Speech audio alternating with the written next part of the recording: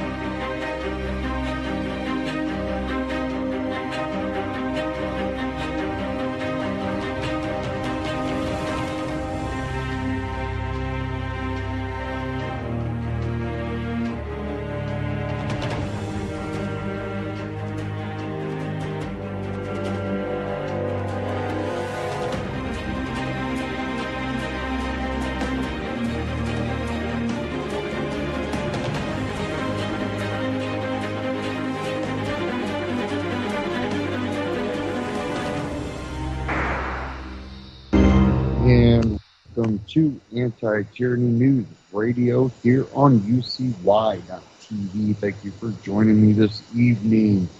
I kind of want to get into this whole, how much is it? $400 million cash to Iran for the American prisoners freed. I want to get into that because part of that, too, is they got this from central banks, and it's not the Federal Reserve, which kind of plays a part into this. But, when we look at how, $400 million cash, of course they probably made some type of, print it up, put it on the Federal Reserve tab. Who knows how this whole thing was actually fully constructed behind the scenes. But really, the cash is made out of thin air. And how the global markets are so intertwined with each other. We have a serious crisis with, the West versus the East type deal, Russia and China, versus the West, and it's really, there's no, winner in this whole thing because, these are powers fighting other powers, for ultimate, dominance as a world power. And we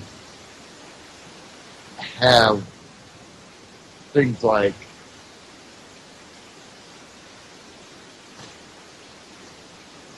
sorry. Let me go ahead and turn the volume here.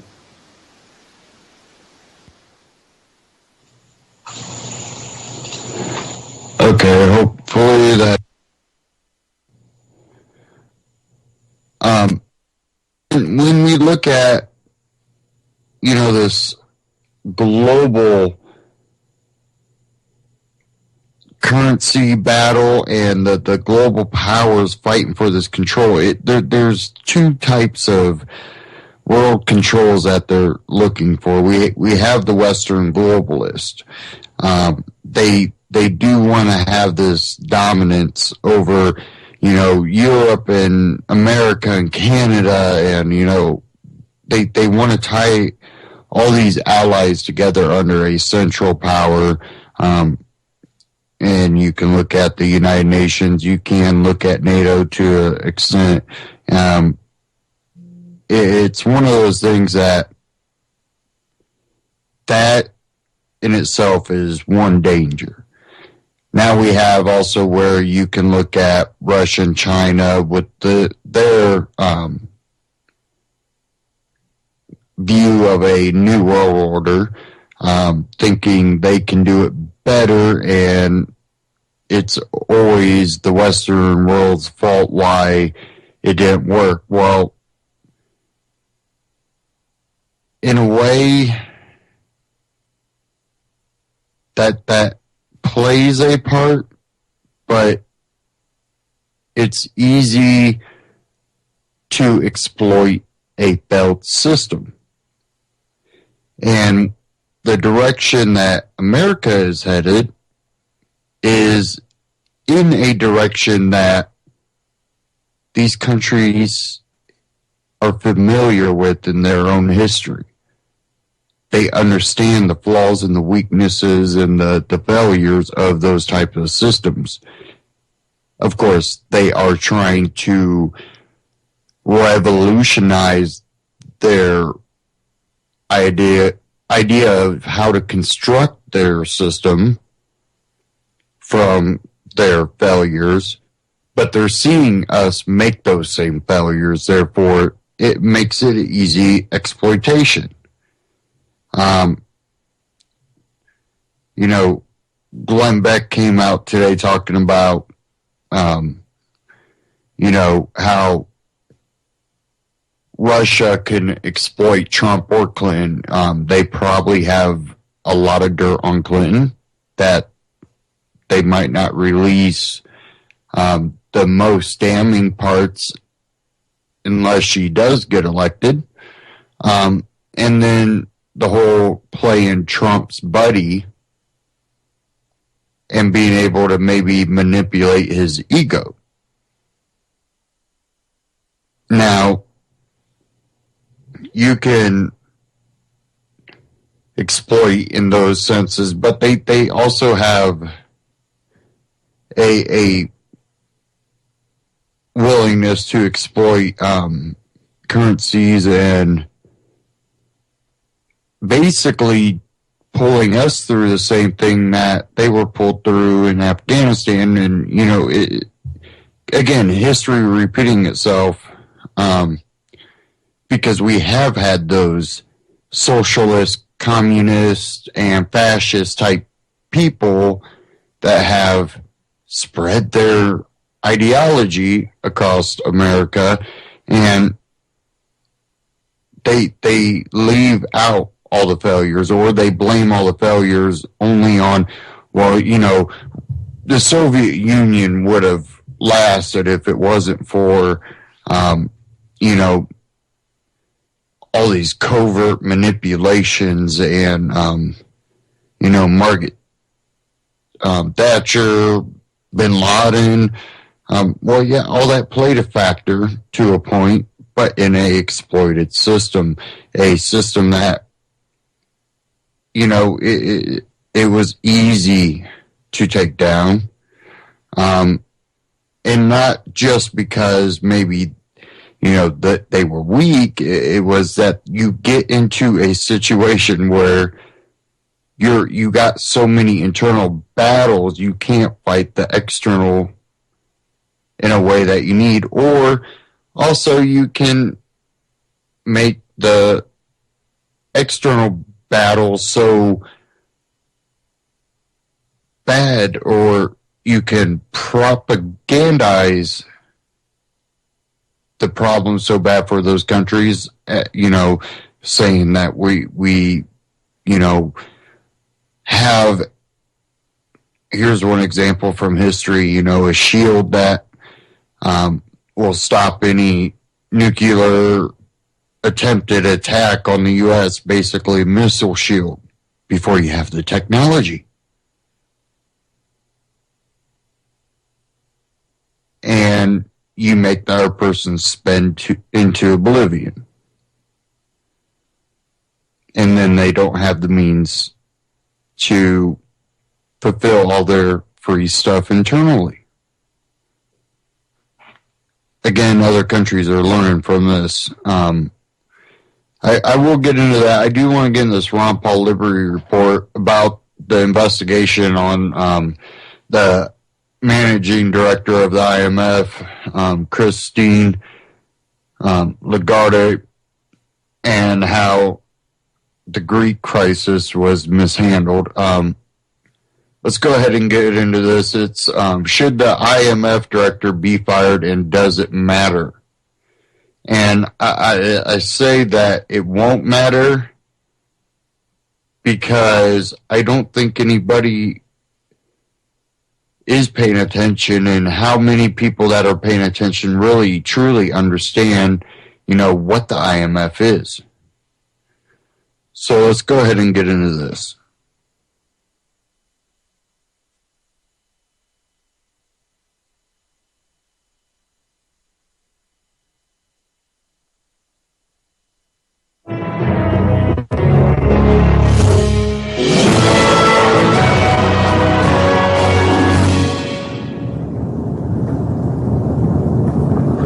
Hello, everybody, and thank you for tuning in to the Liberty Report.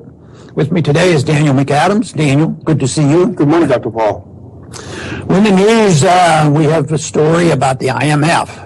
A close associate, friends that I have at the IMF. I've said only good things about the IMF, obviously being very facetious, but the director of the IMF, Christine Lagarde, is sort of under the gun from some things she did as financial director when she was still just representing France, but now that she's been the director of the IMF, there's a lot of failures and a lot of shenanigans going on, and some people are calling for her to leave the IMF. So what seems to be the problem? Why are people now ganging up on our side to get rid of Lagarde? Well, it's interesting. And one of the things that fascinates me about this case is I think it's a huge case, but the mainstream media, except for a few exceptions, Ambrose Evan Pritchard being one, who's a very good financial journalist, are ignoring it. And this is the IMF's own independent evaluation office took a look at the IMF's handling of the Greek crisis and the bailouts in Greece and Portugal, and then they found that the IMF was absolutely lacking in transparency, completely disregarding the rules of the IMF. For example, they should have agreed. They forced austerity on Greece. By IMF rules, they should have also demanded a haircut. They should have demanded some debt relief. But for political reasons, i.e., to help the big banks, she disregarded that part on her own and simply put it all on the backs of the Greek citizens. That seems to be the case. That was certainly the case on the bailouts in 08 and 09 when our Federal Reserve and all these international organizations were involved. That we've been talking about this for a long time, that they always bail out the special interest. But I think you touched on the most important thing, no transparency. And I mean, that's the whole thing that we argue against the Federal Reserve, and that's why we want an audit, to at least find out what they're doing. But it was designed that way. I mean, I don't think they just drift over to this. I think that it's been that way from the very beginning. So, but people do suffer from this, and it's very, very powerful. And I'm convinced also that these institutions like the IMF are not completely separate from international foreign policy as well as our foreign policy, along with European foreign policy. When we start talking about what we're going to do around the world, once they talk about freezing assets and putting on sanctions, the IMF is always involved in this. So it is an arm of the interventionist foreign policy, or vice versa, or they all work together. And I think that's why this is a big issue. I just sort of hope that it stays in the forefront and people hear about it, because maybe there will be enough pressure put on her to resign or get kicked out or something. That's not going to be the solution. But keeping it in the news, I think, is important. There was not long ago so much attention to the 1% versus the 99%. I think with this case, makes it so absolutely clear that the IMF does the bidding of the 1%. And Lagarde's background was no secret. She's actually being forced to stand trial for some actions that she committed when she was France's foreign minister in 2008. She approved 400 million euros in taxpayer dollars to go to an investor who had lost some money because supposedly Credit Lyonnais undervalued the value of his investment. It's a complicated thing, but when it came to a crisis, she took $400 million out of the French taxpayer and handed it to one of her buddies. And She's facing a trial. It should be a pretty big, scandalous trial, wasting €500 million. But guess what the penalty is going to be for her if she's convicted? I bet it's going to be tough. Maximum 1 year and $15,000 fine. Not a bad investment, is it? $400 million. You know, the way this was set up really protects them from where they're going to get the money to do this. How do they manage their fund? But they're able to create money too, not at the rate they would like to, but the special drawing rights is something that was designed in 1944 with the Bretton Woods Agreement, and they can issue these. And this is paper gold, and some people wanted to make it the reserve currency of the world. They still would like to. They can still create SDRs, you know, and people can benefit from this. So they have financing, and of course at times they go back to each country, but what if they come to us for an increase of funding of the IMF? There may be a little opposition to it, but don't disrupt the international finances. But even if we did literally send some funds, where does our government get it? They get it from the Federal Reserve creating money out of thin air. So it's all a game they play. Yeah, and they say that, you know, if you talk about the IMF and global control of things, you know, it sounds like some kind of conspiracy theorist. But here it is. It's laid out in black and white that the IMF exists to serve the elite. There's no accountability to the people. We can't vote out the IMF. Nobody cares what we think about the IMF. You know, we have absolutely no control over it whatsoever. Well, when I think about the IMF, I think of what George Bush said when they brought in the WTO. He says, this is the third leg of the New World Order. First, we have the World Bank and the IMF, now the World Trade, the WTO. And it's globalism is what we're talking about. We know a lot about our problems here at home and the shenanigans go on and what they do in secret. But there's a worldwide globalist movement that's even more difficult to understand and more difficult to get the average American to even get interested in. But there's a healthy skepticism building and growing. You know, I don't think I ever got into trouble by bringing up globalism in this negative sense, and the controls by the United Nations and going to war without declaration and NATO and these things. So I think there's some friends out there that are sick and tired of all this. But the more information we can get out, the better. And this is not conspiracy theory. You just look at the numbers. It's conspiracy fact.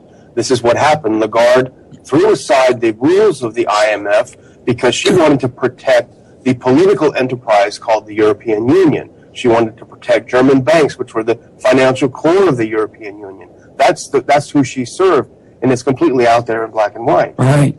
And, you know, the IMF was established at Bretton Woods, New Hampshire, in 1944, and it was a big deal. The war wasn't completely over, but they knew it was going to be over, so they were lying. They were conspiring to what they were going to do with the monetary order. We were the wealthiest. We were the least injured by the war. We held the most gold, so we were key to it. And in theory, we could dictate to them on our terms. But there was one person that, as far as I'm concerned, was probably one of the greatest financial writers of the 20th century, and that was Henry Hazlitt, who befriended Mises when Mises came over here and escaped the Nazis. So, but he was right on this. I think he refused to go.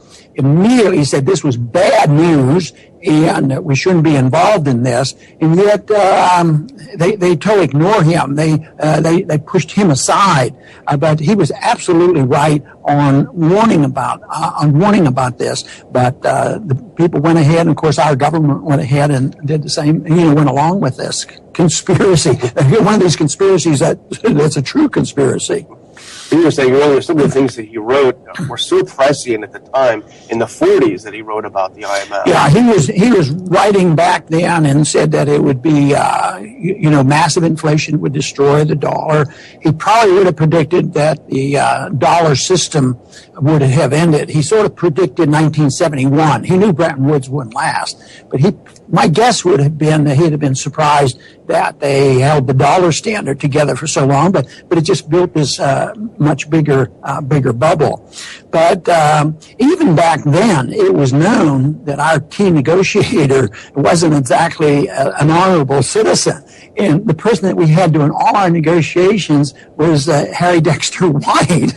And even as early as in 1945, it was well known that he was a Russian spy. So, but he was our negotiator. He eventually became, director of the IMF, and then they wondered about it. But people in the Birch Society and a few other organizations, would mention this, and they were totally blasted for being conspiratorial and all this. But it turns out that this is factual history now, and then you wonder why we end up with such a mess. But Keynes, I don't think he was accused of being a Russian spy, but he was, believe it or not, Lord Keynes was a Keynesian. And I want to read a quote that he had, because during this debate on the IMF in 1944, he went before the House of Lords to give them an update on exactly what he was going on, I guess to reassure the British that Keynes urged Britain to adopt the plan precisely because he regarded it as inflationist. It would provide, he argued in the House of Lords. And he went on saying, we intend to retain control of our domestic rate of interest. Well, that sounds okay. So that we can keep it as low as it suits our purpose without interference from the ebb and flow of international capital movements or flight of hot money. If I have any authority to pronounce on what is and what is not the essence of a gold standard, I should say that this plan is the exact opposite of it. And of course, that's the opposite of the market. He doesn't want interest rates to be controlled by the ebb and flow of capital, but that's the way the gold standard works. So it was, an attack on the gold standard. Even at that time, Americans weren't allowed to own gold, and they could do a paper standard, and they would build it around the dollar. He saw the shortcomings of it. It was structured, to continue inflation at an international scale.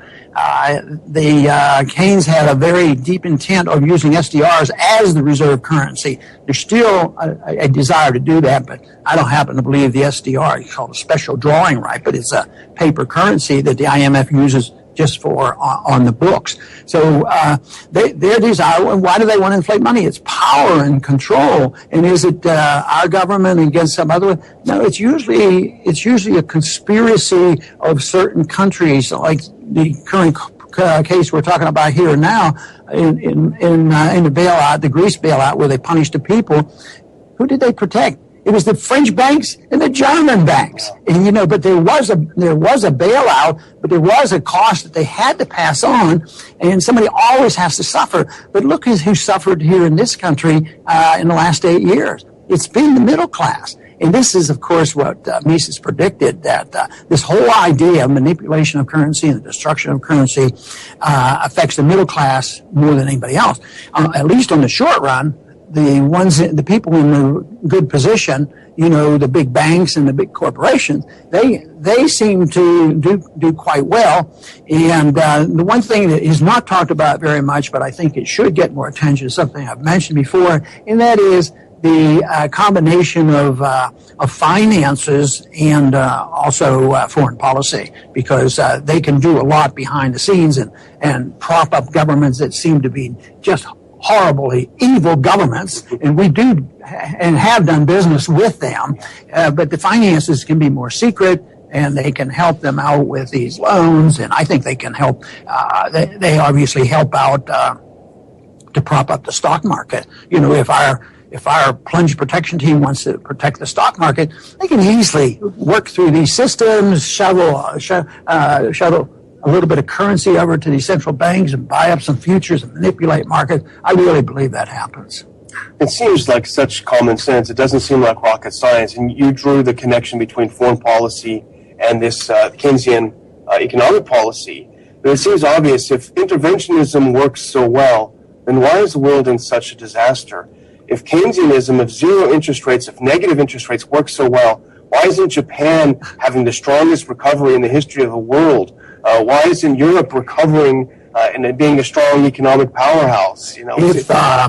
If inflation is good, and that's one of the goals of our Fed right now, is push up price inflation, Zimbabwe should have done pretty well, and Venezuela should have done pretty well, because They were able to push up consumer prices, but they never stop and think about it. Mistakes they cannot handle because, this is why I don't think they'll ever change their mind. Even if they're a serious academic, they don't change their mind because it might, take 30 or 40 years of their intellectual pursuits and say, oh, I was on the wrong track and I was wrong. They can't do it psychologically. They can't accept it. It'll go back to sort of like in foreign policy. It's just the management. Intervention isn't a problem.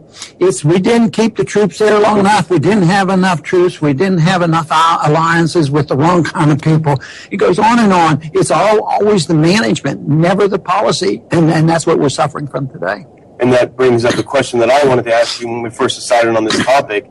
Because it seems to me right now the pressure is not building on the IMF over this. And surprise, surprise, it should be a bigger scandal. But if the pressure does start building, if journalists start writing about it, people start asking questions, we know what's going to happen. It's not going to be, okay, let's get rid of this, it's corrupt. It's going to be calls for reform, And I was going to ask you, what do you think reform would look like, and is that the way to go? Well, isn't that good news? They're recognizing there's something wrong and they're going to have reform. Oh, another opportunity to bail out our friends and rearrange the chairs and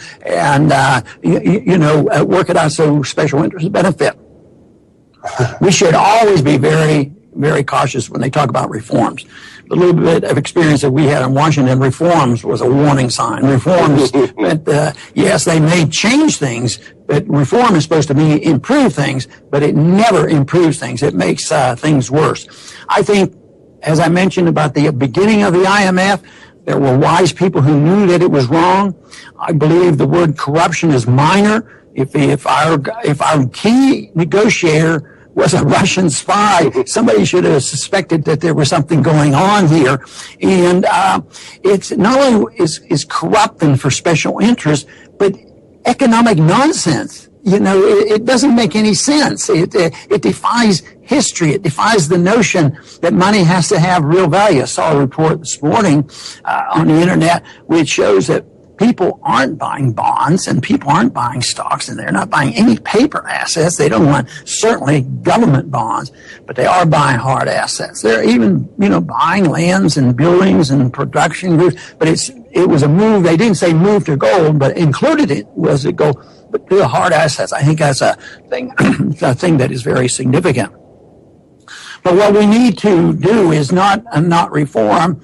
I think we should copy out a little program that we've had for a few years. I think it was called End the Fed. I think it's time. No reform. End the IMF. How would that be? Sounds like a good idea. I want to thank everybody for tuning in today to the Liberty Report. I hope you keep an eye on the IMF. I know most of you already know a lot about the IMF and you don't think well of it.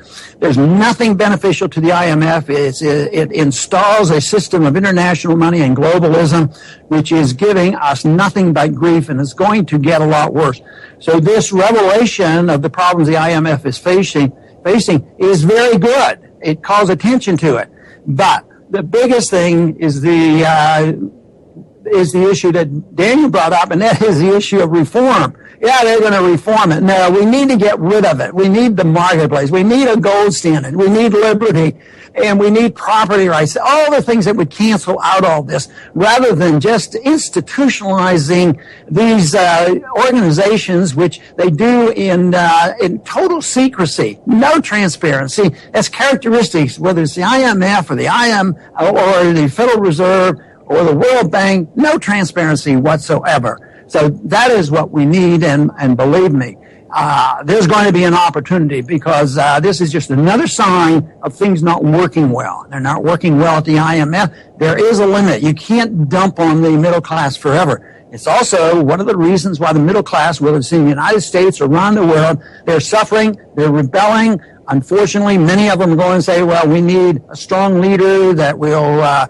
give us stuff for free, and they don't understand economics, but they do know that they've been dumped on. But our job is to give them the economic and political message of why the middle class has been dumped on.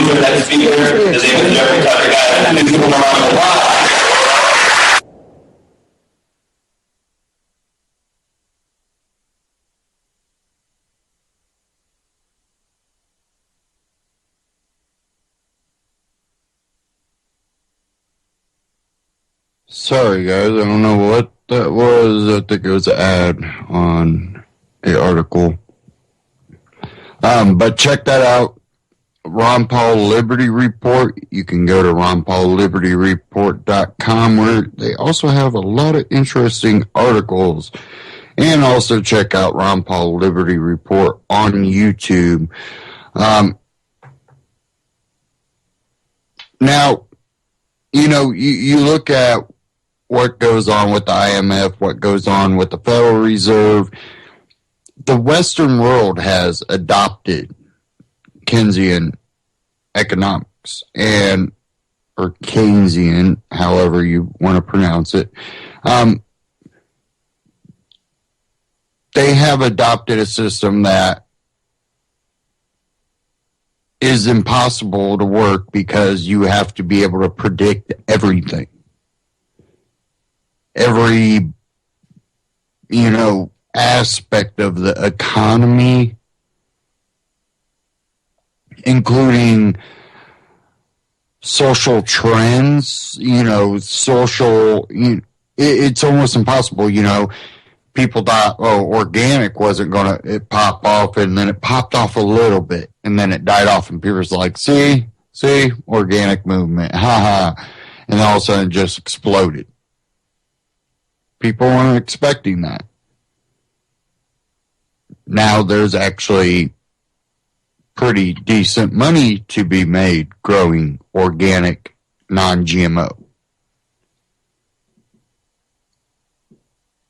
There's actually a movement to go towards that. I wish to see that more here in Indiana. But when you look at a lot of the Midwest, stretching out west, there's a lot of push for this big agri to continue to go, and they try to go after people that kind of defy that. But now it's big money to go non-GMO, heirloom. And we've seen, I know we've seen in the past, I'm kind of getting off topic here, but we have seen in the past where Big Agri was trying to basically patent natural plants. So that's something to keep a lookout for here. Definitely with this move towards organic, non-GMO. Will they try patent the naturals? Okay. Now I kind of want to get back to, how the economy is gone, and it's a system that our monetary policy is you can print money. We'll mess the interest rate up whenever we feel like it, create bubbles, pop bubbles, and put ourselves in a corner where, negative interest rates in the future are not an impossibility. And I have an article here. And this has to do with the whole Iran and U.S. cash exchange. This was out of Google UK. U.S. sent cash to Iran as Americans were freed. The Obama administration recently organized an airlift of $400 million worth of cash to Iran that coincided with the January release of 4 Americans detained in Tehran. According to U.S. and European officials and congressional staff briefed on the operation afterward, wooden pallets stacked with euros, Swiss francs, and other currencies were flown into Iran on an unmarked cargo plane. According to these officials, the U.S. procured the money from central banks of the Netherlands and Switzerland. They said the money represented the first installment of a $1.7 billion settlement the Obama administration reached with the Iran to resolve a decades-old dispute over a failed arms deal signed just before the 1979 fall of Iran's last monarch, Shah Mohammad Reza Pahlavi. The settlement, which resolved claims before an international tribunal, The Hague, also coincided with the formal implementation that same weekend of the landmark nuclear agreement reached between Tehran, the U.S., and other global powers the summer before. With the nuclear deal done, prisoners released, the time was right to resolve the dispute as well, President Obama said at the White House on January 17th without disclosing the $400 million cash payment. Senior U.S. officials denied any link between the payment and the prisoner exchange. They say the way the various strands came together simultaneously was coincidental, not the result of any quid pro quo. As we made clear, the negotiations over the settlement of an outstanding claim were completely separate from the discussion about returning our American citizens home. State Department spokesman John Kirby said not only were the two negotiations separate, they were conducted by different teams on each side, including the case of the Hague claims, or Hague claims, by technical experts involved in these negotiations for many years, but U.S. officials also acknowledged the Iranian negotiators on the prisoner exchange said they wanted the cash to show they had gained something tangible. Senator Tom Cotton, a Republican from Arkansas and a fierce foe of the Iran nuclear deal, accused President Barack Obama of paying a $1.7 billion ransom to the Ayatollahs for U.S. hostages. This breaks a long-standing U.S. policy, put a price on the head of Americans, and has led Iran to continue its illegal seizures of Americans, he said. Since the cash shipment, the intelligence arm of the Revolutionary Guard has arrested two more Iranian Americans. Tehran has also detained dual nationals from France, Canada, and the UK in recent months. At the time of the prisoner release, Secretary of State John Kerry and the White House portrayed it as a very diplomatic breakthrough. Mr. Kerry cited the importance of the relationship forged and the diplomatic channels unlocked over the course of the nuclear talks. Meanwhile, U.S. officials have said they were certain Washington was going to lose the arbitration in the Hague, where Iran was seeking more than $10 billion, and described the settlement as a bargain for taxpayers. Iranian press reports have quoted senior Iranian defense officials describing the cash as a ransom payment. The Iranian Foreign Ministry didn't respond to a request for comment. The $400 million was paid in foreign currency because any transaction with Iran in the U.S. dollars is illegal under U.S. law. Sanctions also complicate Tehran's access to global banks. Sometimes the Iranians want cash because it's so hard for them to access things in the international financial system, said a senior U.S. official briefed on the January cash delivery. They know it can take months just to figure out how to wire money from one place to another. The Obama administration has refused to disclose how it paid any of the $1.7 billion, despite congressional inquiries outside of saying it wasn't paid in dollars. Lawmakers have expressed concern that the cash would be used by Iran to fund regional allies, including the Assad regime in Syria and the Lebanese militia Hezbollah, which the U.S. designates as a terrorist organization. The U.S. and the United Nations believe Tehran is subsidizing the Assad regime war in Syria through cash and energy shipments. Iran has acknowledged providing both financial and military aid to Syrian President Bashar al-Assad and deploying Iranian soldiers there. But John Brennan, director of the Central Intelligence Agency, said last week there was evidence much of the money Iran has received from sanctions relief was being used for development projects. The money, the revenue that's flowing into Iran is being used to support its currency, to provide monies to the departments and agencies, build up its infrastructure, Mr. Brennan said at a conference in Aspen, Colorado.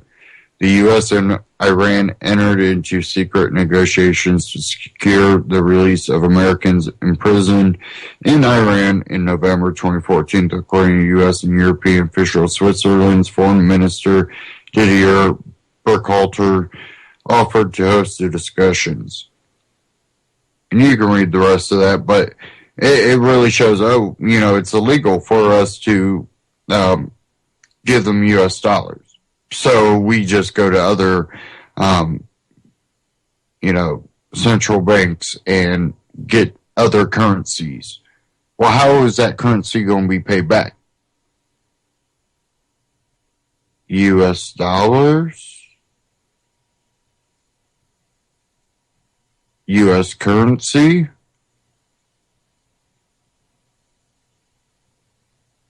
That's not a loophole. That's like something a child would pull. I didn't use U.S. dollars. I used euros. How did you get the euros? U.S. dollars. So you pay for it in U.S. dollars.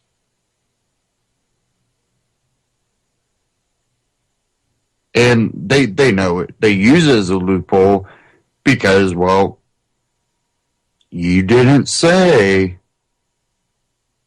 I couldn't buy that and then use that.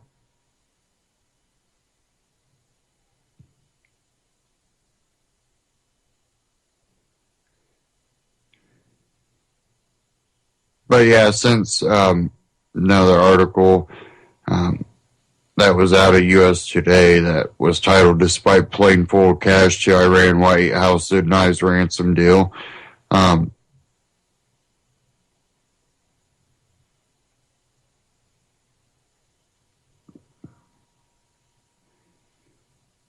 What's funny about it is Newsbusters came out and had one that talked about CNN's New Day airs nearly 200 times more coverage on Trump controversies than Iran.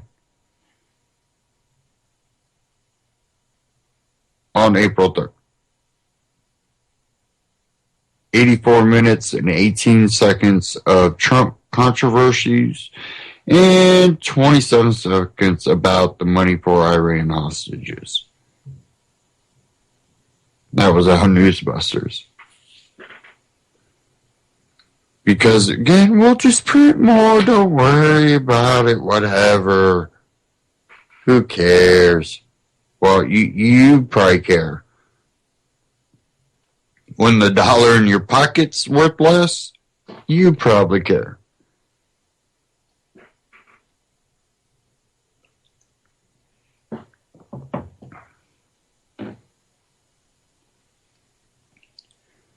Okay. Now, as long as I didn't freeze up here.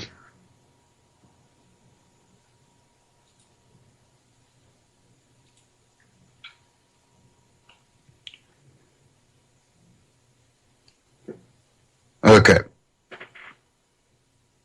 I got a few things I want to get into. I'm not sure exactly where to start, but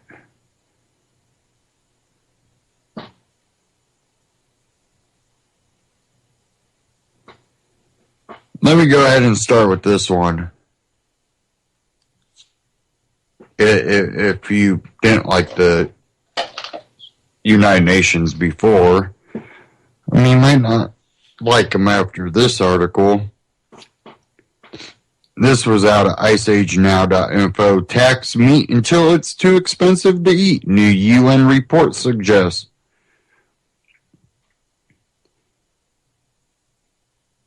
said, did you vote for these people to tell you how to live and who will receive tax and what they will use it for? Meat should be taxed at the wholesale level to raise the price and deter consumption, says a new report from the UN's International Research Panel. This will supposedly save the environment and prevent global warming.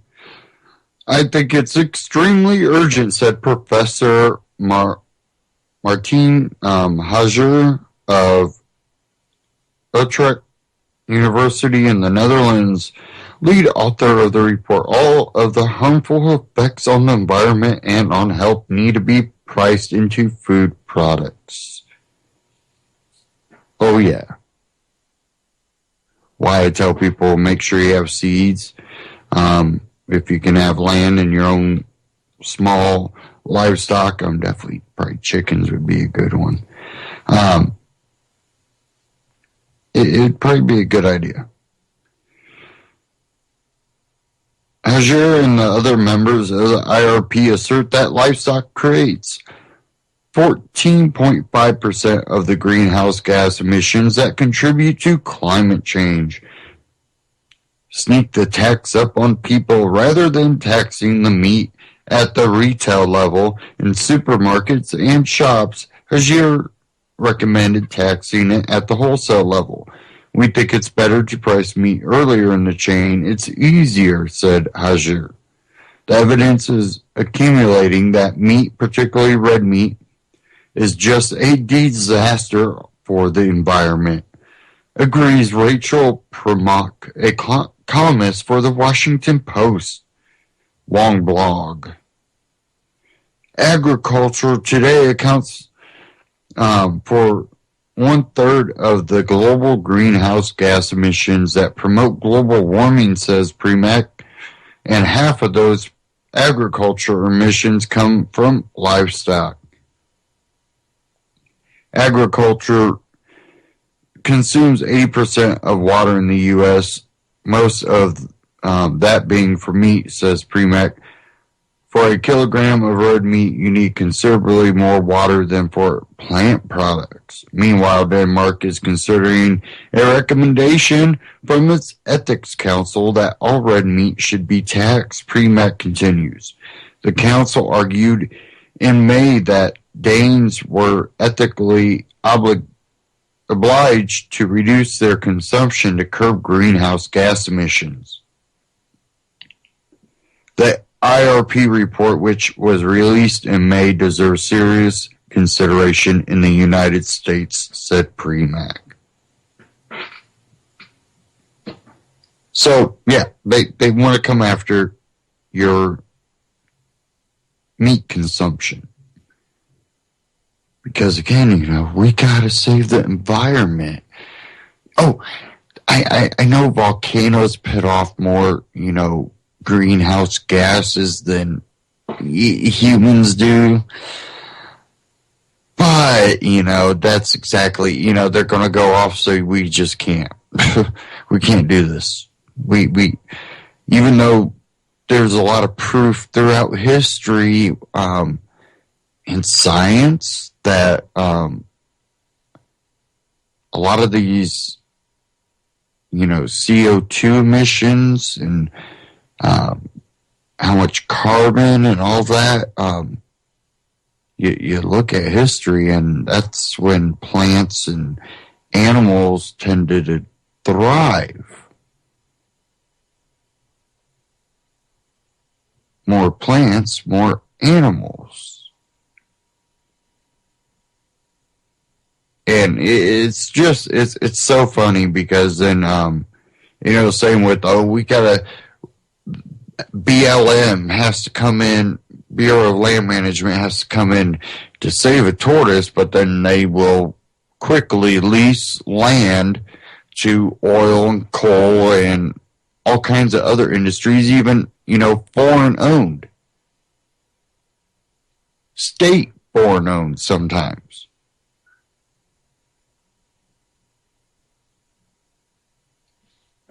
It's really just,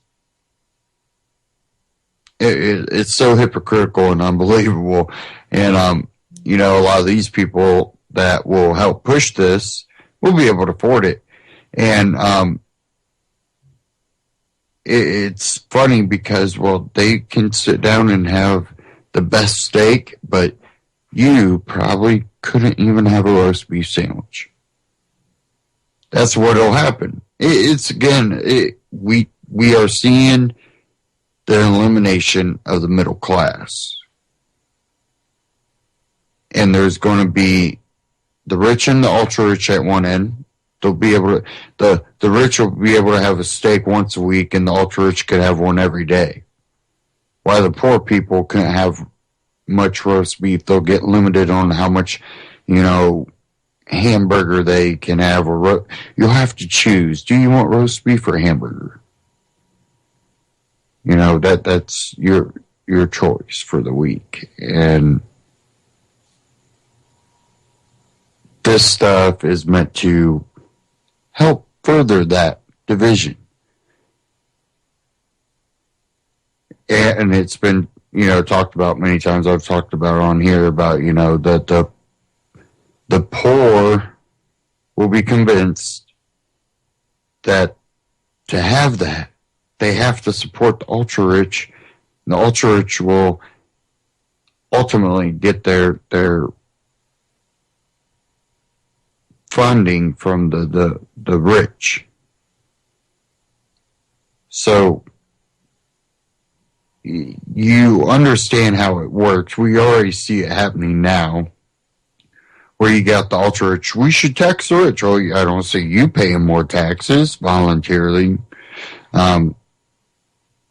It becomes one of those things. They're saying it because they need to tax the middle class. They need to get rid of that stepping stone. They need to, get rid of the bridges.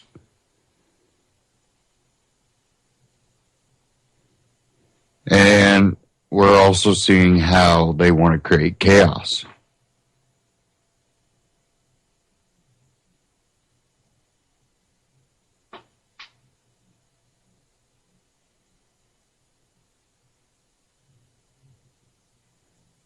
Okay.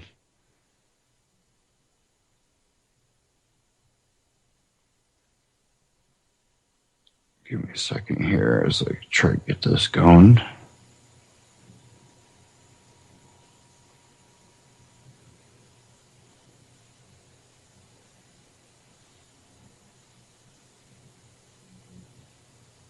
Maybe.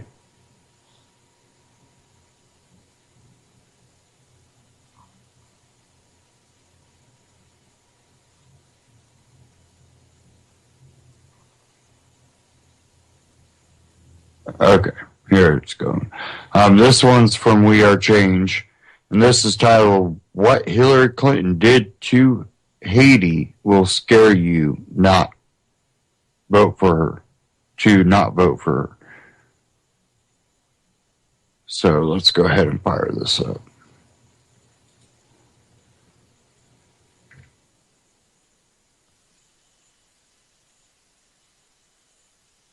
This is Ogrodowski of WeAreChange.org here in Philadelphia at a protest against Hillary Rodham Clinton. As you can see, there's a large number of people from the Haitian community who are pissed off at Hillary Rodham Clinton. If you don't understand geopolitics, this is the video for you. We're going to explain everything that you need to know about what Hillary Clinton and the Clinton family did to Haiti. I'm here joined by Joseph. Joseph, can you explain to us, why is the Haitian community mad at Hillary Clinton? Well, we have every reason to be mad because the Clintons have destroyed Haiti for the decades. And, they pretend to be our friends when in reality they are our number one enemies. There are some other people who clearly behave like they don't like us. So it's easy for us to protect ourselves against them because we know they are our enemies. But the Clintons are even more dangerous because they pretend to be our friends when in reality they're destroying Haiti. Because I heard that the Clinton Foundation and all these other organizations gave over $6 billion to Haiti for the relief effort, especially during the kind of natural disasters that you guys have gone through. Is that true? No, it's more than true. The money is much more than $6 billion. You see, after the earthquake, countries around the world donate billions of dollars. The amount was much larger than $6 billion. And Bill Clinton was in charge of the money. And not only people around the world, but also American celebrities donate a lot of larger money to rebuild Haiti. And hundreds of homes were destroyed after the earthquake. And if you can believe, the people are still living under tents. That's unacceptable. And not only they held the money, they kept the money, but Haiti had enough resources for them to be very comfortable. Haiti have oil, more oil than Venezuela. Nobody's talking about it. Haiti have gold. We have one of the largest gold mine in the Caribbean. So, and they let the world, nobody's saying anything about our goals. Yeah. And who do you think is in charge of our goal right now? The contract. Yeah. Tony Rodham, Hillary Clinton's brother. Wow. He's got a 26 years contract. And then also Haiti used to produce, we used to produce our own rice. We didn't have to buy rice overseas.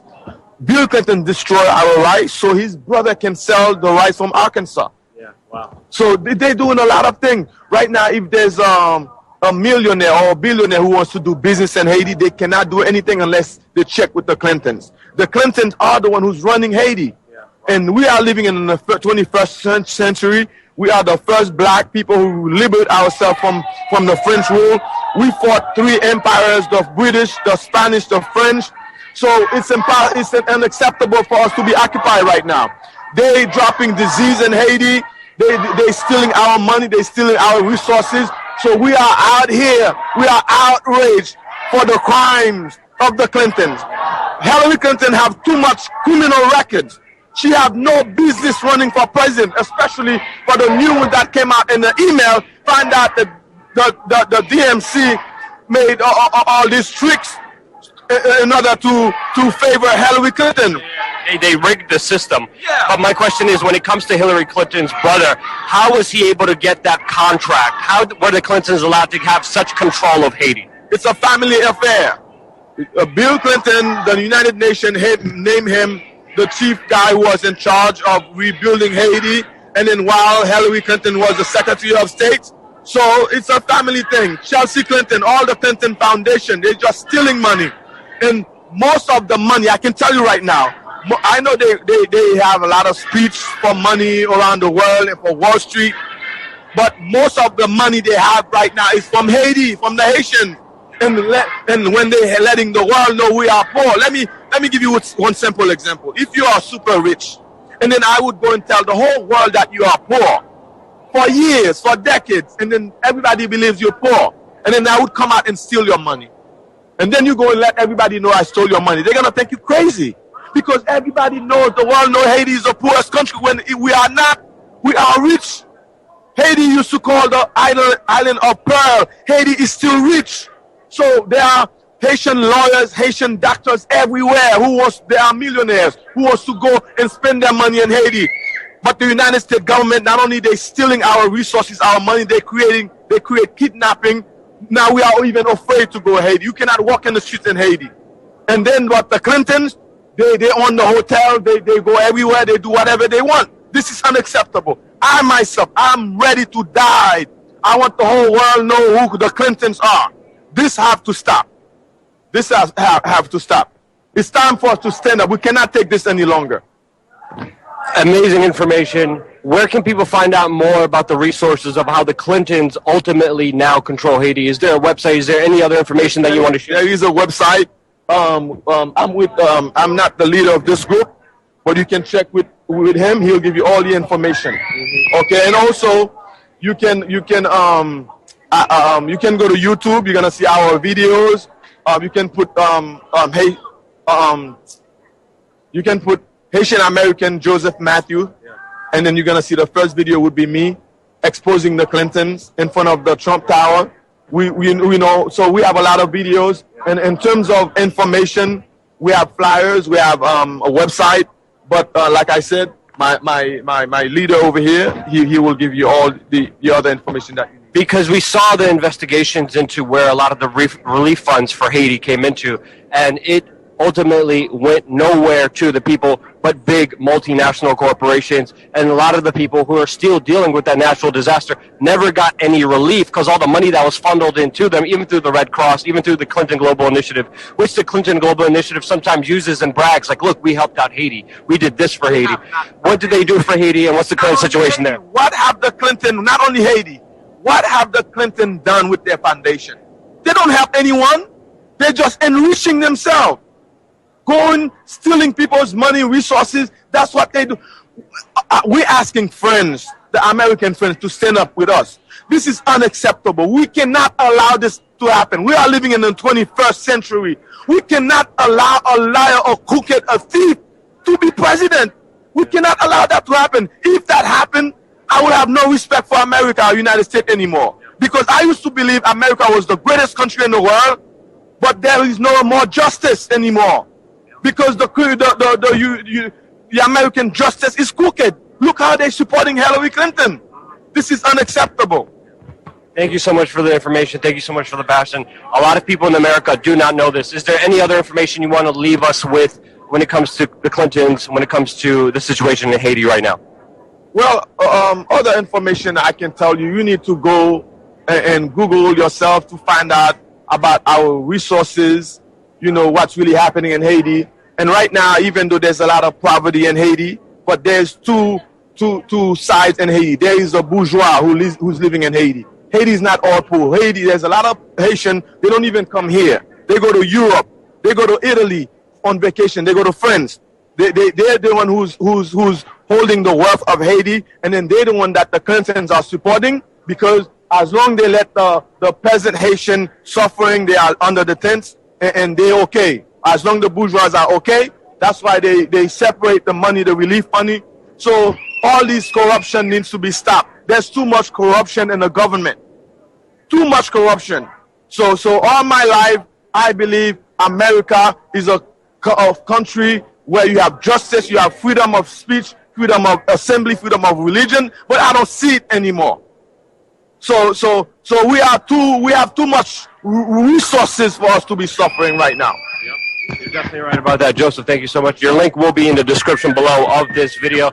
Again, look what Hillary Clinton did to Haiti. Imagine what she's going to do to this country when she's president. Subscribe. We're going to have a lot more information coming here your way on youtube.com/wearechange. One last thing. One last thing. You see, the Clintons, they don't like black people. They pretend to like us. Bill Clinton signed more laws to incarcerate, to put black people in jail. That's a fact. It's been in the news.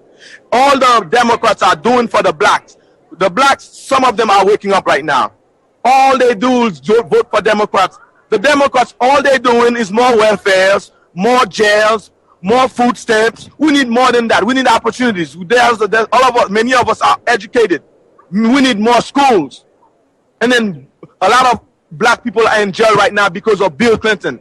Mm-hmm. You know, all the crime bills, NAFTA, everything. So we are not allowed to. Right now, we don't even have a president. If we choose a president, they don't want.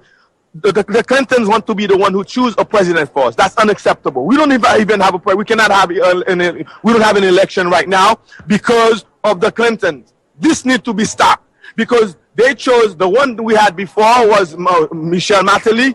He was a crackhead, a guy who's putting down his pen, doing all corruption. He is the one that the Clintons support. And then on his administration, the Clinton was allowed to steal billions of dollars in Haiti. So this is why they do not want us to choose a president of our own. We need to govern our own country. We need to be able to trade with other countries because we have gold, we have uranium, we have oil, we have marble, we have everything. So it's time for us, just leave us alone. Stop saying we are poor. We don't even need help from the United States. Yeah. We have enough resources to trade with China, with other countries, because we are the first black Republic Haitian who free ourselves from slavery. We even fought for Americans' independence, but nobody wants to give us credit for what we have done. So I'm sick and tired of it, and all the Haitians are sick and tired of it. So I thank you for hearing our cry, because we need more American to support to support us, to expose what the Clintons are doing to our country. The situation is dire in Haiti, and it's mainly because of the Clintons. This information needs to get out, and it will only get out with you sharing this video, getting the word out there, because the mainstream media will not talk about this. Get it out there. Thank you again so much for watching. Just look into what a lot of the Clinton Global Initiative and, you know, where they're very involved in places, and you start seeing patterns. Just look into it. Don't take my word for it. Research it yourself. And I think Global Initiative is a very, very telling title. They have a global initiative. Do you not think, as Secretary of State, do you not think she wanted that position for a reason? If she has a global initiative, why would you name your foundation a global initiative?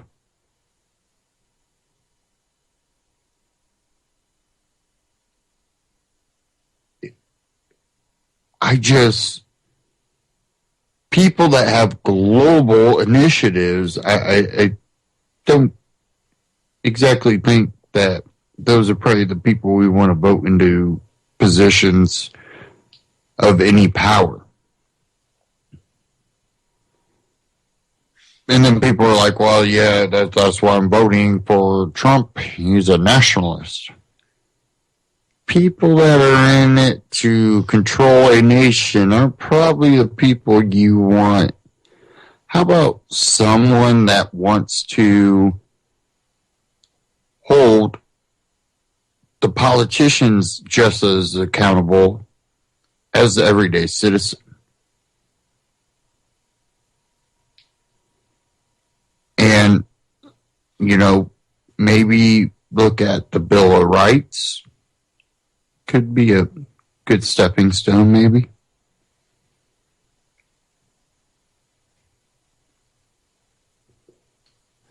Now,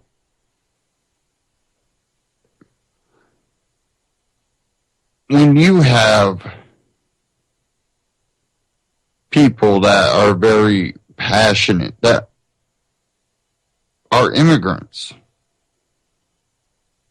and they're like, you know, don't ruin America. You know, this is supposed to be a place where people have opportunity. Why would you take your own opportunity away for handouts from the government? Why would you turn yourself into a slave?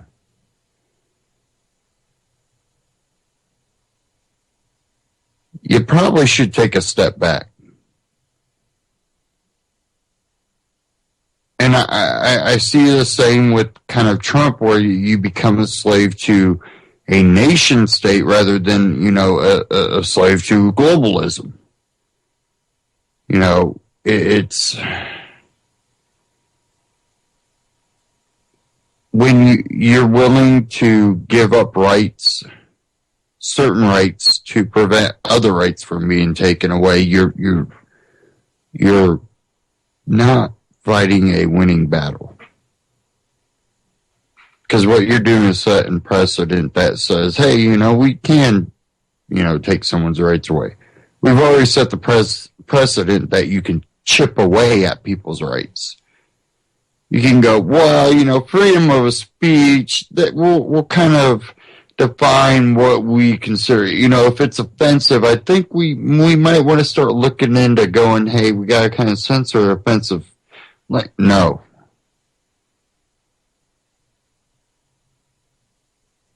Because everything can be construed as offensive. If you don't agree with it, it's offensive. And that's become a basis for most people's arguments. You can't talk that way because I don't like it, so it's offensive. You can't call them that because I don't like it, so it's offensive. Well, you can chip away at the Second Amendment. You can't let them have fully auto. Even though we got fully auto, you can't let them have fully auto. Back to the First Amendment, can't lie about someone. But, politicians, we can lie because we're politicians.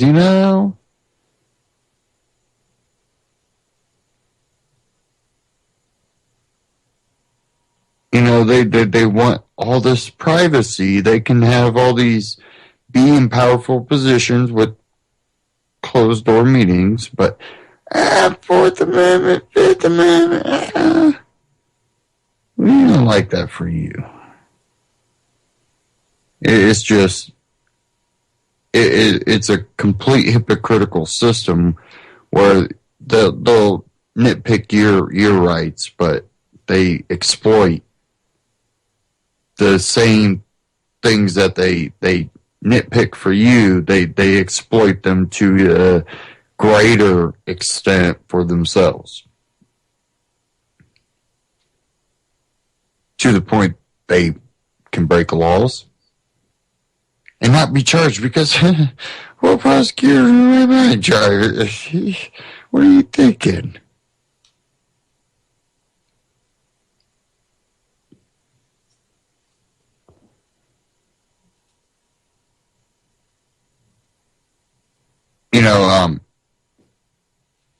Talking with quite a few people about the movie Idiocracy and how something so crazy of a movie, so many things are really just a exaggeration of what we see right now, and it's mind-boggling.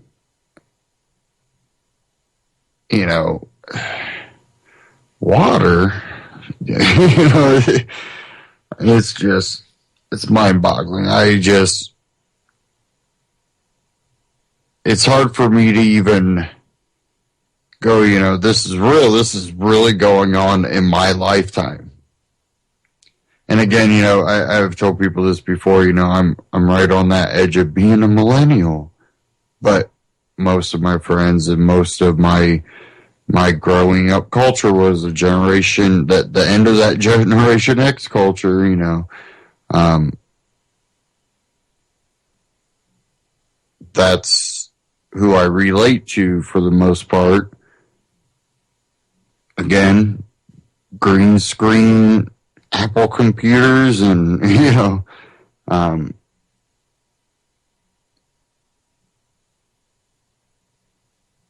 the big old bulky cell phones when they first came out, that people could actually walk around with cell phones. Holy crap. And it became something that you started seeing popping up in more and more places. I've tried to talk to some millennials, and they really they have no idea what the hell you're talking about. And I'm like, even the propagandized education that I received, you've seen the propaganda in it. But you got quite a few facts that at least could, as long as you were somewhat independent minded, you figured out that not all is exactly how they talked about. Columbus wasn't exactly the first person to discover America. And plus, can you really discover America if the Native Americans were already here? Something, it was understood. But I don't know what, or if any real true education is going on in the public school system right now. I definitely don't think that grades are truly reflective of the education they receive anymore. And we know they're changing the whole grading scale and all that for this Common Core, which is basically redefining what being intelligent or smart or having a high IQ is. Why would they do that? Because if they are truly dumbing down our youth, they can't make it evident. They can't say, hey, lower IQ.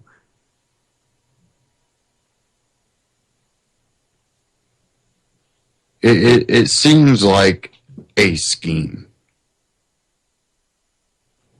It really seems like a scheme. Now, we know these, Common Core is going on. We know the grading scales are being changed. It's either a scheme or they're really this stupid.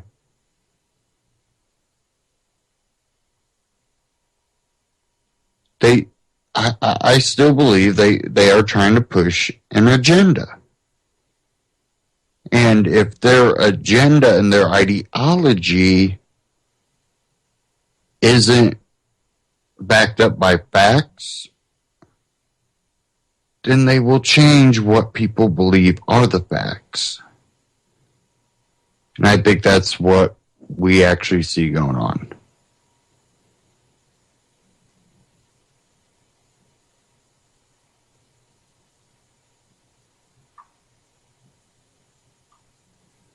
Now let me see if I can find this here.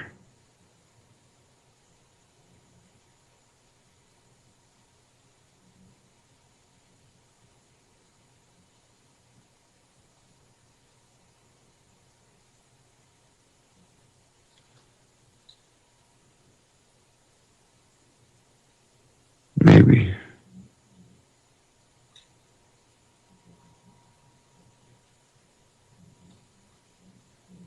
I don't know if this is going to load.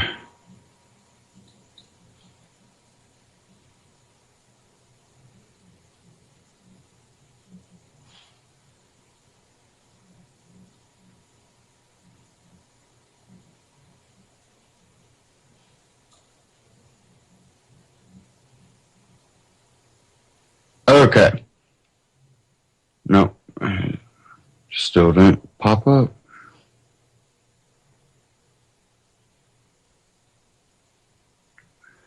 Okay, there it went.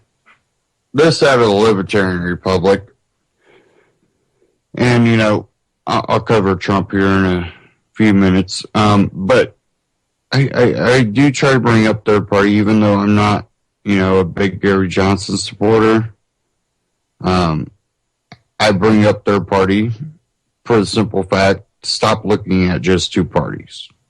If the American people get used to looking at third parties as, an option, which we're starting to see more of it, where you've seen Ron Paul supporters go, hey, who's the Libertarian candidate? You did see Bernie Sanders supporters go, hey, who is the Green Party candidate? Let's not make two different parties again out of it. Let's literally have, independence. Individual ideologies that, you just say what you mean. What you truly believe. Have a history, a community that backs up and says, hey, he doesn't just say that he believes this way and acts this way or, follows this ideology or philosophy. He actually does. He's not just giving mouth service to it.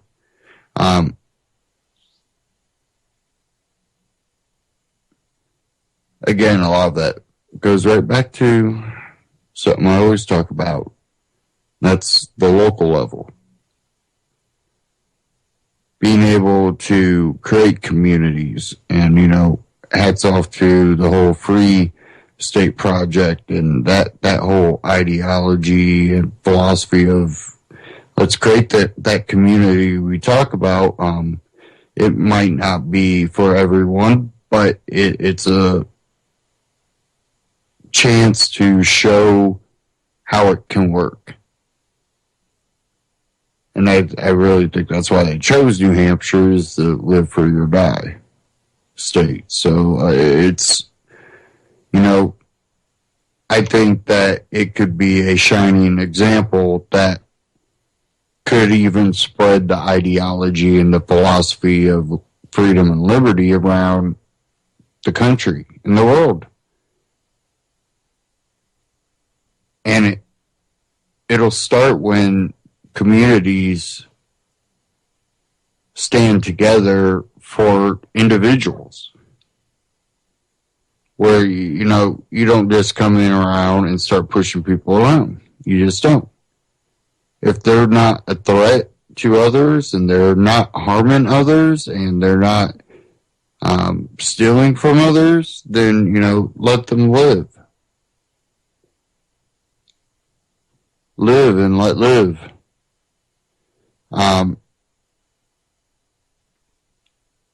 I think that's something that can eventually grow like wildfire, because in that same thing, it gives more opportunities, and it doesn't play mouth service to being able to create this utopia. It's understanding, you do have problems in society. You do have legitimate threats in society. It just takes one compound of it. Let's not create something that gives that mouth service and only compounds on the problems.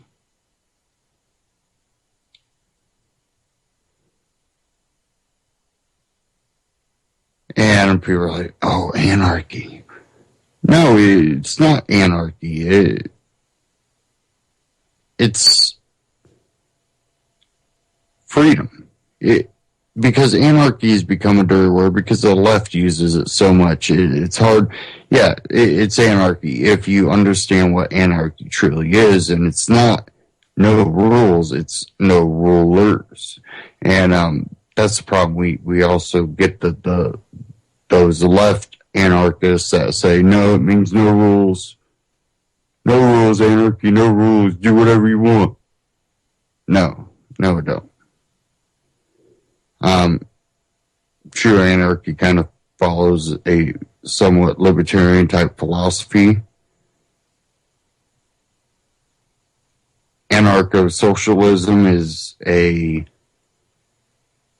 it's a theft of a word, just like liberalism has been stolen. It was I don't think it was Teddy Roosevelt. It's one of the Roosevelts that really hijacked the term liberalism and destroyed its history, because it people always talk about the classic liberals like Thomas Jefferson. It was hijacked. And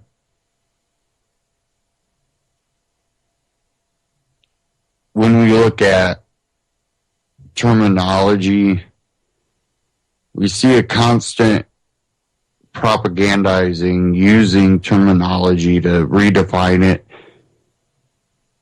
so not to change the wording of something, but change the meaning of it.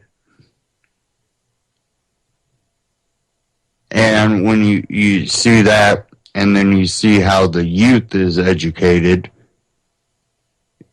if you change the meaning of the words, then what they read has a different meaning.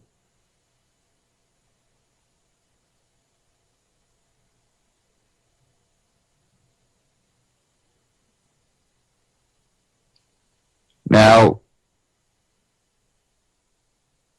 I have this out of Libertarian Republic. Shocking debate commission may give an inch to third party for 15%.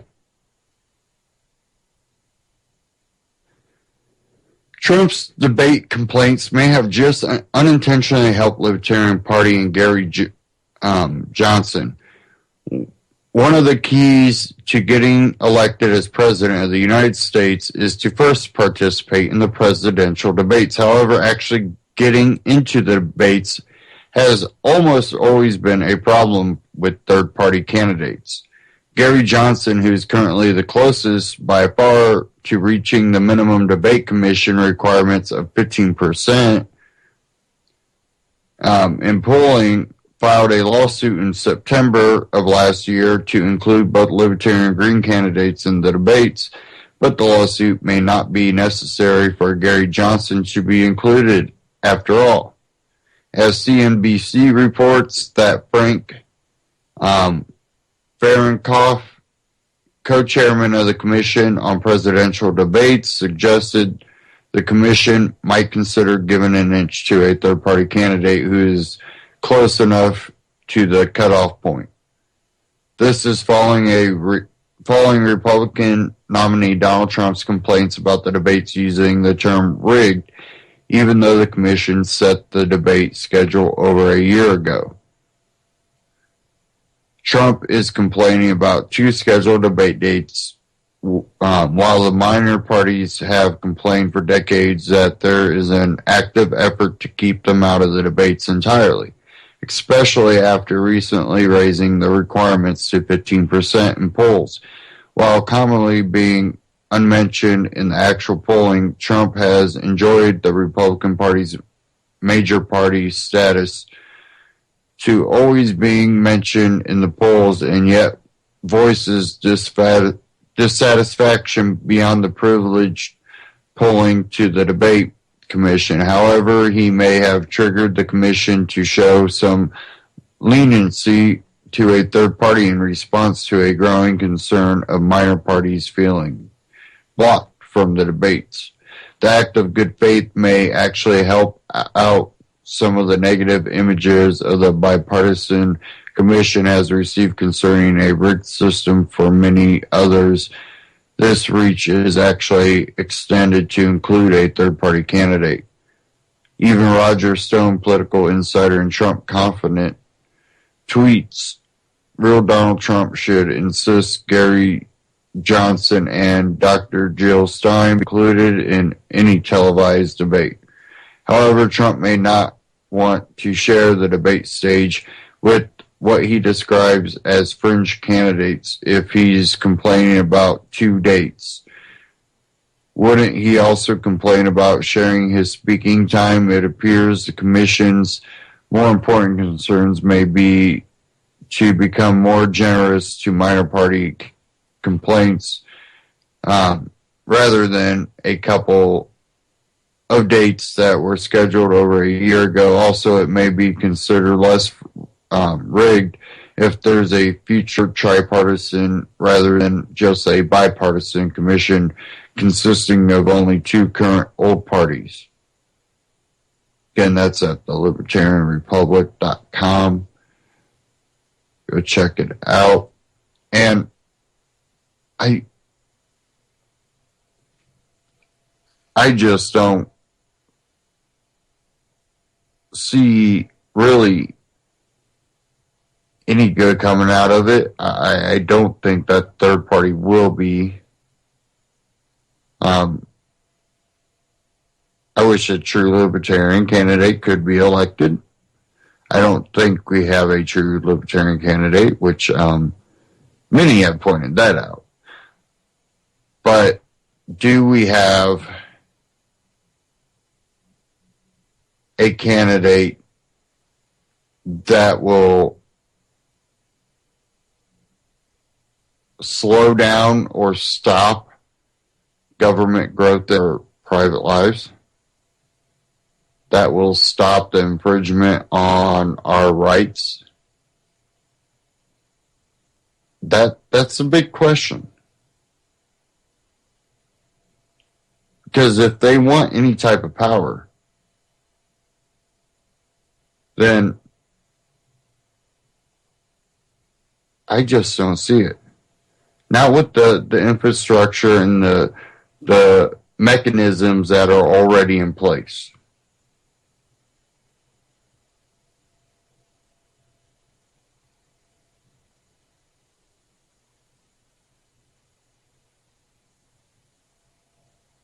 I just don't see it.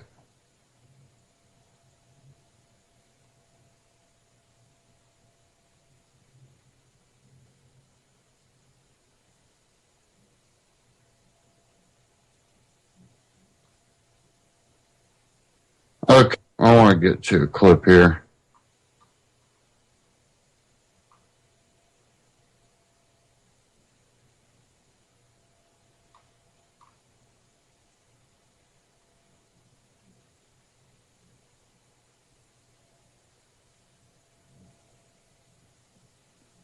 And this is from Reason TV on YouTube. You can also go to reason.com. How Brazil's libertarian movement helped bring down a president.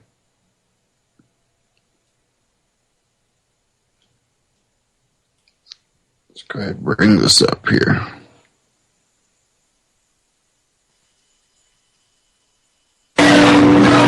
People really do not want state putting their fingers on their lives.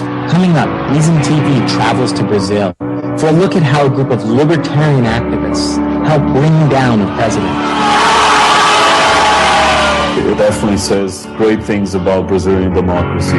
Why is libertarianism catching on so fast in Brazil? And that is you win over undecided voters right there. More than understand our ideas, people have to like our ideas. If they want to be cool, they don't need to be on the left. They can be in our group.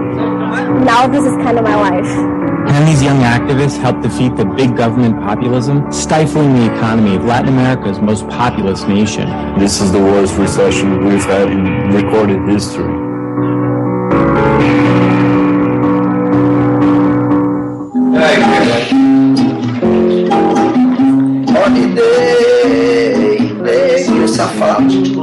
It's like an office to wanna be, but we are not like serious guys, so it's not technically an office.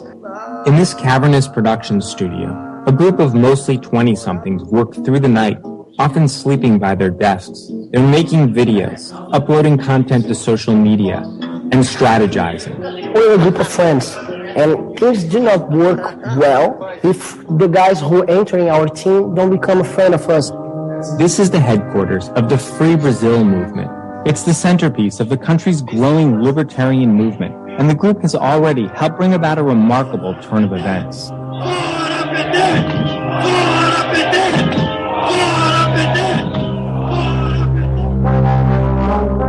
The Free Brazil movement has been a driving force behind the ongoing impeachment of Brazilian President Dilma Rousseff, who in May was forced to step down. A left-wing populist, Rousseff was impeached for fiscal impropriety. It definitely says great things about Brazilian democracy. We always had politicians just running free and doing whatever they wanted with public money. So this is a very, very big deal. But the impeachment effort probably would have fizzled if the Free Brazil movement hadn't helped organize a succession of demonstrations that involved millions of anti-Rousseff protesters. The anger of the Brazilian people with their government was cast in explicitly libertarian terms. In Brazil, all the people are libertarian in many ways. Like, people really do not want state putting their fingers on their lives. When you start to explain those things, people, oh yeah, the government's way too big. Yeah, this is the real problem.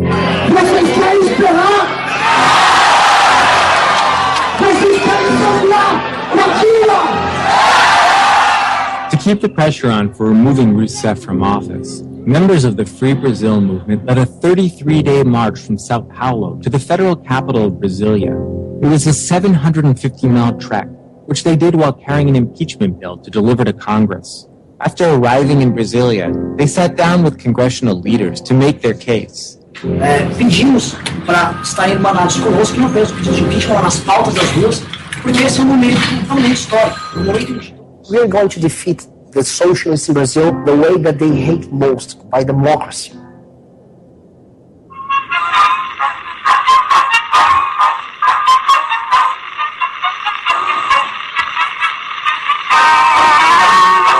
Brazil is now in the second year of recession, and this is the worst recession we've had in recorded history. The Brazilian economy has been contracting over the last couple of years, and the unemployment rate recently climbed above 11%. On the 2016 Index of Economic Freedom, which categorizes countries based on the level of government interference in the private economy, Brazil ranked 122nd. Starting a new business in Brazil takes about 14 times as long as it does in the United States, according to the World Bank.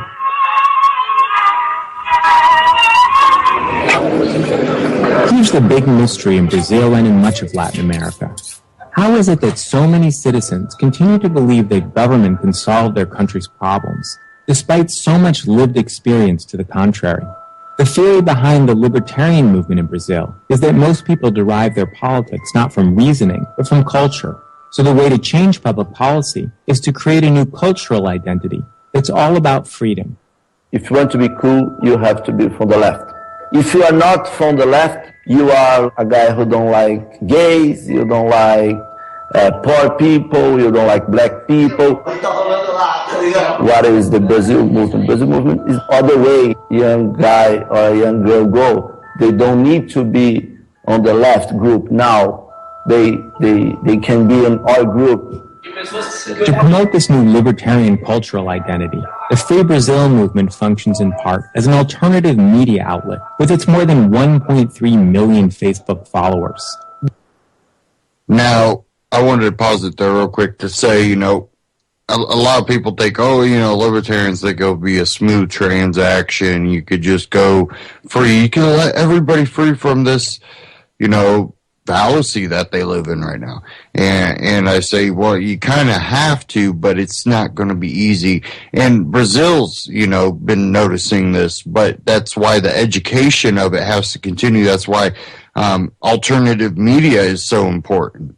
And I wanted to cover that before they really kind of get into the alternative media side of it. But education, the spreading of knowledge, all of this is extremely important to the idea of freedom, because it's what allows people to have that freedom is the knowledge. And this is something that I hope not only, Brazil, but, places like New Hampshire where it can spread here in America, we can get that idea of freedom back. And the Constitution can be that stepping stone towards that libertarian ideology. And it's something that's so crucial to really not just look at the Constitution as, hey, we could have a Constitution. No, it's, what's the idea behind a lot of, the rights? It's freedom and understanding that. And when you can have more societies that understand it, you won't need borders. And that's the idea of a libertarian borderless society, not a globalist controlled borderless society where we don't have borders because, the whole globe is controlled, or, half of the globe is controlled, or a third of the globe is controlled by us. So you really don't need a border between Canada, Mexico, and, the U.S. and all that because, we control it all anyways. No, we're talking a libertarian borderless society where the idea of freedom is beyond borders, where, if people believe in the idea of freedom in Mexico the same way they believe in it on the other side of the border here in America, you go, hey, you don't exactly need that border anymore, yeah, there's a border there, but we trade freely. Government doesn't interfere. We had that before on our southern border.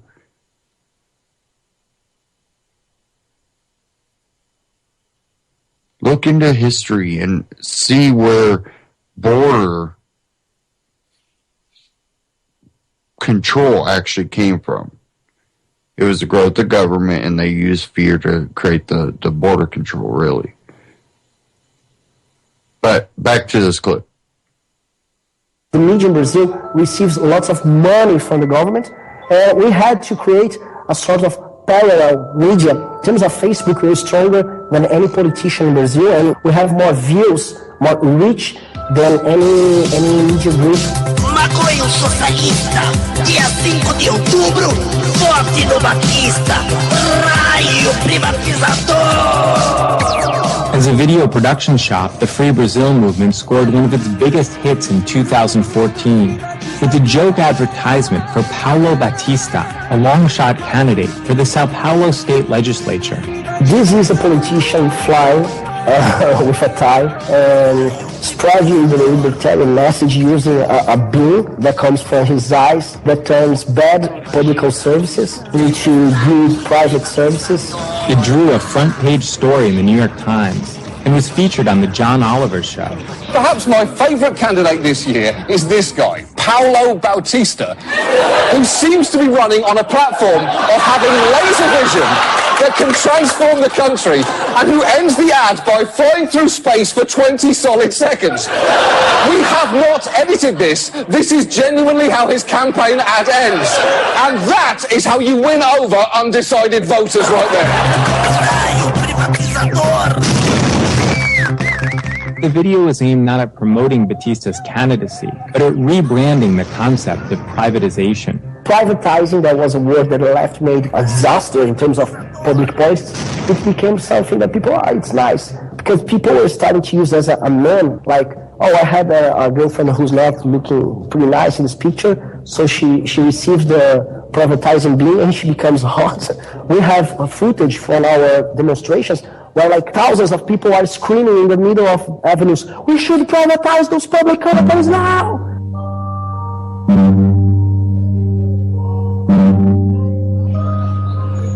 Critics of the Free Brazil movement say that its message has mostly caught on with the middle class in Sao Paulo and the South, making less traction in Brazil's far poorer northern states. Brazil is a very, very poor country. So to be fiscally conservative, you have to convince, and this is the hard part, you have to convince people that being fiscally conservative means, in the medium to longer term, having more money to spend in education and health.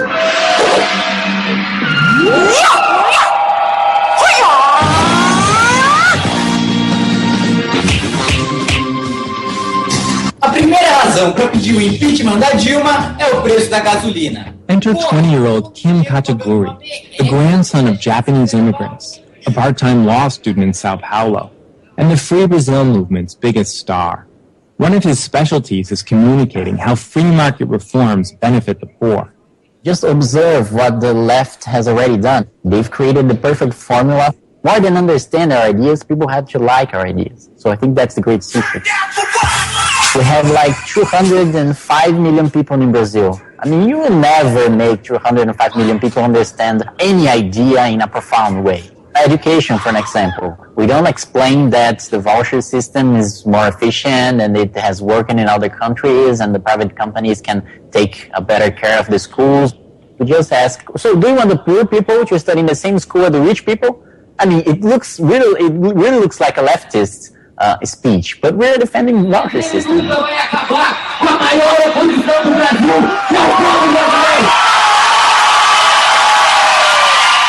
Selling to the people ideas of not only liberty, but also of equality, and showing that equality is not only a value of the leftists, but we also can do it.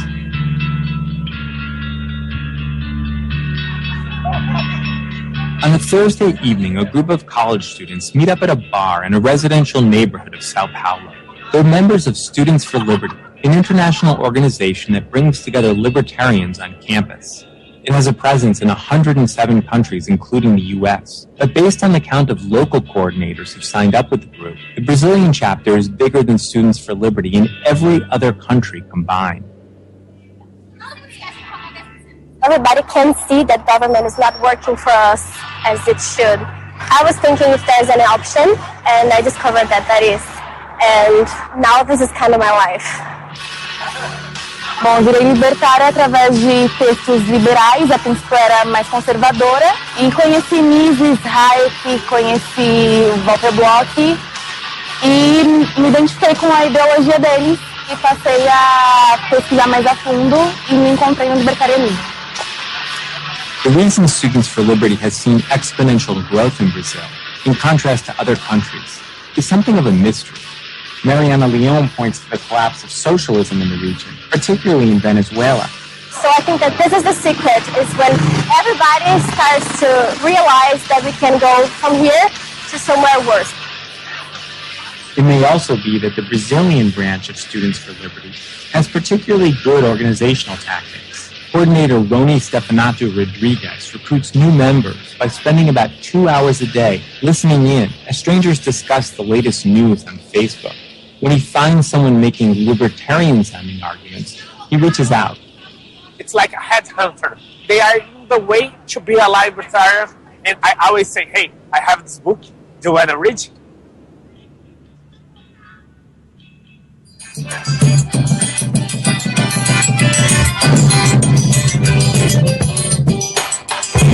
The libertarian movement in Brazil would never have gotten off the ground if it weren't for a handful of think tanks that started laying the groundwork many years ago. One major player is Mises Brazil, which occupies a shared office in this building in downtown Sao Paulo, and is unaffiliated with the US-based think tank with the same name. The chief of operations is 24-year-old Gianluca Lorenzon. The question that I asked myself was, why we talk about freedom in our songs, in our lyrics, in our poetry all the time, but simply this doesn't reflect on politics? And the reason is because we didn't have content. Mises Brazil publishes daily articles on libertarian issues and gets about 1 million page views per month. It's also both commissioned and brought back into print Portuguese translations of the major works of Austrian economics. Mises Brazil was founded in 2007 by investment banker Ilio Batrao. He says the intellectual climate in Brazil has undergone a profound shift. They would look at me like Elias read something that made him crazy. And I think that changed over the last 10 years, or maybe less. And now they only think I'm radical. Now that libertarian activists have helped push Dilma Rousseff out of office, where does that leave the country? Rousseff was replaced by her vice president, Michel Temer, a former congressman who's been in politics for nearly 30 years. Temer has been implicated in Brazil's ongoing corruption scandals. On a scale of 1 to 10, 10 being the most corrupt, I would say he's a 6. The libertarians have little faith in Temer the person. They say the impeachment has created political incentives that are leading him to make some positive changes. What Temer is betting his government on is to bring about much needed economic reforms to get unemployment down. And he's counting on this to happen in like 6 or 8 months so he can stay in office. The politicians have interest in maximizing their time in office. And if we turn libertarian ideas politically profitable, then in either way we're going to win. And I think it's good not to have this populist figure of the person who brought us freedom. Who will brought freedom to the people is the ideas themselves. The impeachment is just the start of the game. And we should put the pressure over him, kick all those corrupt guys who are there, and they are still there, and pressure him to make the good economical and the good democratic reforms that we need to change our political system. I don't see any way of changing policy besides getting involved in politics. There's also a movement afoot to elect actual libertarians to political office. 31-year-old economist Fabio Osterman has been an important behind-the-scenes figure in libertarian circles, and now he's running for mayor of Puerto Alegre, a southern city with a population of about 1.5 million. I think Brazilian libertarians are getting ready to take this next step. Osterman has led a takeover of Brazil's Social Liberal Party, which is planning to put forward many more libertarian political candidates in the near future. We're a party that defends both gay marriage, decriminalization of marijuana, and also, of course, free markets, free trade, deregulation of the economy, privatizations. And we know that we will be displeasing a lot of people by defending these ideas, but we feel like it's the right thing to do. We're not yet a libertarian country. We're actually very far from that, unfortunately. But this is a very special moment for libertarians in Brazil because we're showing up as an option, as an alternative.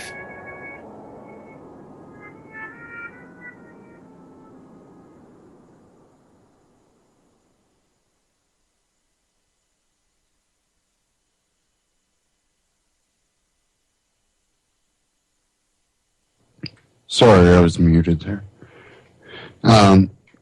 That was from Reason TV, Reason.com. Go check them out, subscribe, and check out the articles at Reason.com.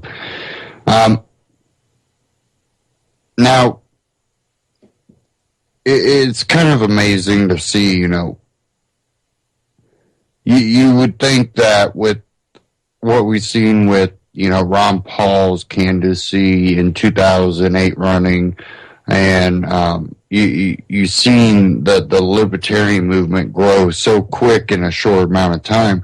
You tended to think, hey, maybe, it's going to boom. The idea of freedom and liberty is just going to spread like wildfire again through America, and we'll see that revival of, let's start thinking of a philosophy and idea of freedom, not government control, because we have been on this path for such a long time that we need freedom.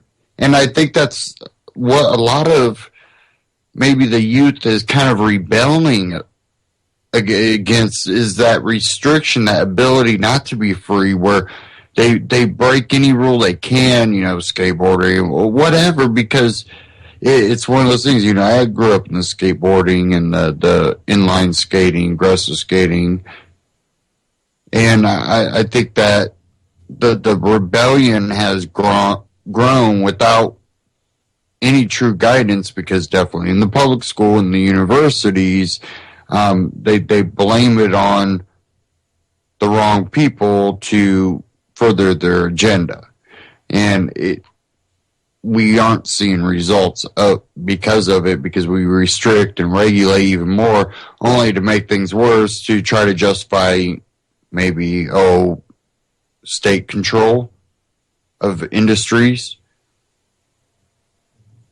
So I think if you really look at it, which I think a lot of Brazilians have taken a step back and really looked at it, and I can see the libertarian movement growing here if we can reach people the right way. I think we have to stay up with the technology, even though it's very intrusive. Take the steps, but we have to use all these outlets to continue to reach. I don't want the smartphone, I don't want a Facebook page, I don't want this, I don't want that. But in reality, if we fall into the crevices of history, we only foster the growth of this ideology. Wherever the youth is going is where you need to be able to reach. And I don't blame people for being fearful, but I think if you're smart enough, then there really isn't anything to fear. Take that any way you want, but it plays a special role in the way we use technology, and we have to reach out. You can even use some of the anonymous apps, like what was that one, Yik Yak, where you're just anonymous and you reach people around you that are located near you, and you can just send messages, and they don't know who you are. So you can spread websites that way. You can use some of the big apps too to reach people, and just be smart about it. I know people that they don't leave their cell phone in their bedrooms, and, take whatever steps you feel necessary to protect your privacy. But we have to look at some of these Snapchat, Instagram. There's so many out there anymore. And again, anonymous apps like Yak. I think we really have to. I've been looking into a lot of where people are. Definitely, the youth are spending a lot of their time, and it's getting interesting to see how this whole dynamic of technology and where it's shifting towards, and to how these big tech companies are kind of manipulating what is being seen, and how can we work around these mechanisms being in place to control information to alter that. I think it's worth sharing these other search engines that protect your IP address and are encrypted, or, all these other things that break some of those algorithms out of it.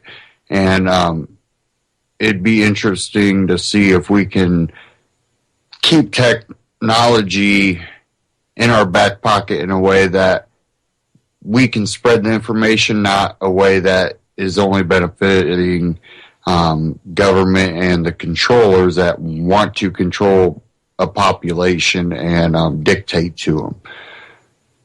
So it becomes one of those things that it takes time and effort to not let freedom die. They say, freedom is never free. You have to be willing to stand up for what you believe in and spread knowledge and information. And that's really the only way we're going to defeat evil. People that believe they have the right to control others. We will see what comes of this election. I like I said, I have no idea where this is going, but I don't see a great way out of it. I have optimism for many Americans and their ability to stand together and fight for what's right, but not all Americans. Because I think that voting for many of these candidates shows a willingness to feed into fear and control. And with a lot of these riots I've seen, it's a willingness to feed into the divide and conquer. And that's going to be part of the next stage of America. Where do we go from here? I think education with the youth is one of the places we must start now, and the education of more adults through media, alternative media, UCY.tv, Anti-Tyrannynews.com, all the other great broadcasts and websites associated with the broadcasts on this network. Check them out and share them. It's something that we have to take these steps to do it. I want to thank everyone again for tuning in to Anti-Tyranny News Radio here on UCY.tv. Don't forget UCY.tv. Scroll down to the bottom, Amazon button. Same great price, same great shipping, and we get a little kickback at UCY to help cover this broadcast and others. And antityrannynews.com/MyPatriot. Check out My Patriot Supply for non-GMO seeds and food supplies and other prepping gear. Check them out, and that also helps cover operating costs on this end when you shop through that link, antityrannynews.com/MyPatriot, and UCY.tv. Scroll down at the bottom, Amazon button. Thank you again for tuning in tonight, and stay tuned here on UCY.tv. Great broadcast coming up after this. Thanks again, and I'll see you this Friday.